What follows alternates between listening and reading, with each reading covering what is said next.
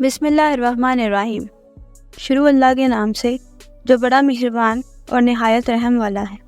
سب تعریفیں اللہ ہی کے لیے ہیں جو تمام جہانوں کا پالنے والا ہے۔ السلام علیکم پیارے دوستو، آج ہم آپ کے لیے بنی اسرائیل کے ایک نیک شخص کی حیرت انگیز داستان لے کر آئے ہیں، جسے اللہ تعالیٰ نے بے پناہ حسن اور روحانیت سے نوازا تھا۔ لیکن کیا ہوتا ہے جب ایک بادشاہ کی ملکہ اس کی سادگی اور خوبصورتی پر فدا ہو جاتی ہے؟ کیا یہ نیک شخص اپنی دیانتداری اور ایمان کو قائم رکھ پائے گا؟ یہ جاننے کے لیے اس ویڈیو کو اینڈ تک لازمی دیکھیں۔ ویڈیو شروع کرنے سے پہلے اگر آپ ہمارے چینل پر نئے ہیں تو ہمارے چینل کو سبسکرائب کریں، اس ویڈیو کو لائک کریں اور بیل آئیکن کو دبائیں تاکہ آپ کو ہماری مزید دلچسپ ویڈیوز کی بروقت اطلاع مل سکے۔ چلیں کہانی کی شروعات کرتے ہیں۔ بیان کیا جاتا ہے کہ بنی اسرائیل میں ایک انتہائی نیک شخص رہا کرتا تھا، جسے اللہ تعالیٰ نے ظاہری حسن و جمال بھی بہت دے رکھا تھا۔ وہ اپنے ہاتھ سے زنبیل بناتا اور فروخت کر کے اپنا گزر بسر کیا کرتا تھا۔ ایک دن وہ بادشاہ کے دروازے پر سے گزر رہا تھا کہ ملکہ کی خادمہ نے اسے دیکھ لیا۔ جا کر ملکہ سے کہنے لگی کہ یہاں ایک آدمی ہے کہ ایسا حسین شخص کبھی نہیں دیکھا، زنبیل فروخت کرتا پھر رہا ہے۔ ملکہ نے حکم دیا میرے پاس لاؤ۔ اسے لایا گیا تو اسے دیکھتے ہی ملکہ اس پر فدا ہو گئی۔ کہنے لگی زنبیلیں پھینک دے اور یہ چادر سنبھال۔ باندی سے کہا تیل اور خوشبو وغیرہ لاؤ، ہم اس سے اپنی حاجت پوری کریں گے۔ اور عابد سے کہنے لگی کہ اب تجھے زنبیلیں بیچنے کی ضرورت نہیں رہے گی۔ عابد بار بار انکار کرتا رہا۔ کہنے لگی کہ اگر تو یہ کام نہیں کرنا چاہتا تو اس کے بغیر یہاں سے باہر بھی نہیں جا سکتا، اور دروازے بند کرنے کا حکم دے دیا۔ عابد نے یہ حال دیکھا تو کہنے لگا کیا تمہارے محل کے اوپر کوئی ضرورت کی جگہ ہے؟ کہنے لگی ہاں۔ باندی کو حکم دیا کہ اس کے لیے پانی وغیرہ اوپر لے جاؤ۔ یہ عابد شخص اوپر چھت کے ایک کونے کی طرف گیا۔ دیکھا کہ محل بہت اونچا تھا، کوئی ایسی چیز نہیں جس کے ساتھ لٹک کر نیچے اتر جائے، اور آخر اپنے نفس سے باتیں کرنا شروع کر دی کہ تو 40 برس سے اپنے رب کریم کی رضا کی طلب میں لگا رہا، رات دن اسی کی عبادت میں گزارے تھے۔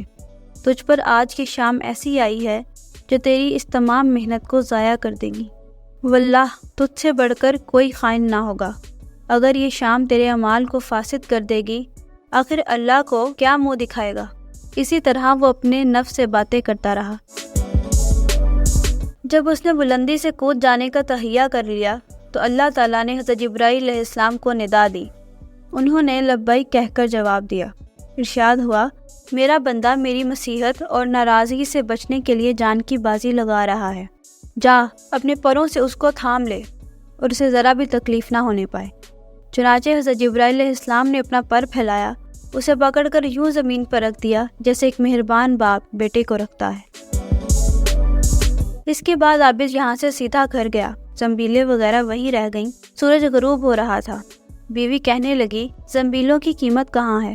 کہنے لگا آج تو ان کا کچھ نہیں ملا۔ کہنے لگی تو آج رات افطار کس چیز سے کریں گے؟ کہنے لگا آج کی رات یوں ہی ذرا صبر سے کاٹ لیں گے۔ اٹھ کر تندور میں آگ جلا دے۔ اگر ہمارے ہمسائے تندور میں آگ نہیں دیکھیں گے تو نہ جانے کیا خیالات ان کے ذہنوں میں دوڑیں گے، خام خواہ انہیں پریشانی کا سامنا کرنا پڑے گا۔ بیوی نے اٹھ کر تندور میں آگ جلا دی اور خود واپس آ کر بیٹھ گئی۔ ایک پڑوسن آگ لینے کو آئی، پوچھا آگ ہے؟ جواب ملا آگے بڑھ کر تندور سے لے لو۔ یہ عورت آگ لے کر واپس ہونے لگی تو گھر والی سے کہنے لگی کہ تو یہاں بیٹھی باتیں کر رہی ہے، ادھر تیری روٹیاں پک چکی ہیں بلکہ جلنے کو ہیں۔ عورت نے اٹھ کر دیکھا تندور بہترین روٹیوں سے بھرا ہوا تھا۔ عورت نے انہیں برتن میں رکھا اور خاوند کے پاس لے آئی۔ کہنے لگی کہ تیرے ساتھ اللہ تعالیٰ کا یہ معاملہ تیرے بلند درجات کی وجہ سے ہی ہو سکتا ہے، لہٰذا تو اللہ تعالیٰ سے دعا مانگ کہ ہماری باقی عمر خوشحالی اور فراخی میں گزرے۔ عابد کہنے لگا اسی حال پر صبر اچھا ہے، مگر عورت کا اصرار بڑھتا گیا۔ عابد نے دعا کرنے کا وعدہ کر لیا۔ آدھی رات کو اٹھ کر نماز پڑھی اور اللہ تعالیٰ سے دعا مانگنے لگا کہ اللہ میری بیوی کا اصرار اور تقاضا یہ ہے کہ اس کو باقی عمر میں خوشحالی اور فراخی عطا فرما۔ اتنے میں چھت پھٹ گئی، یاقوت اور موتیوں سے بھری ہوئی ایک تشتری نیچے آئی، جس سے تمام گھر جگمگا اٹھا۔ عابد نے بیوی کا پاؤں دبایا جو قریب میں ہی سوئی ہوئی تھی اور کہا کہ اٹھ کر بیٹھ، جو کچھ مانگتی تھی وہ سنبھال لے۔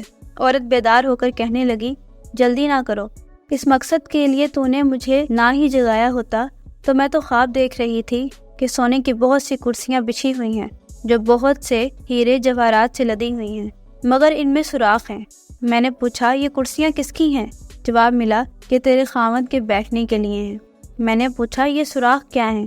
جواب ملا، یہ وہی نقص اور کمی ہے جو دنیا کی جلد بازی کی وجہ سے واقع ہوئی ہے۔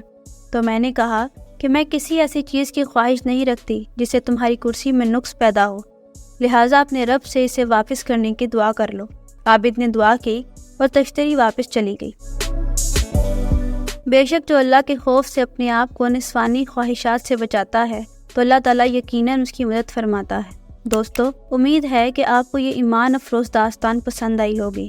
یہ کہانی ہمیں صبر، تقوی اور ایمان کی قوت کی یاد دلاتی ہے۔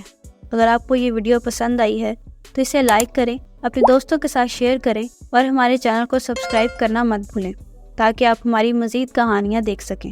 اپنی قیمتی رائے کمنٹس میں ضرور دیں۔ اللہ پاک سے دعا ہے کہ اللہ پاک ہمیں اس واقعے سے سبق حاصل کر کے اس پر عمل کرنے کی توفیق عطا فرمائے۔ آمین۔ پھر ملتے ہیں اگلی ویڈیو میں۔ اللہ حافظ۔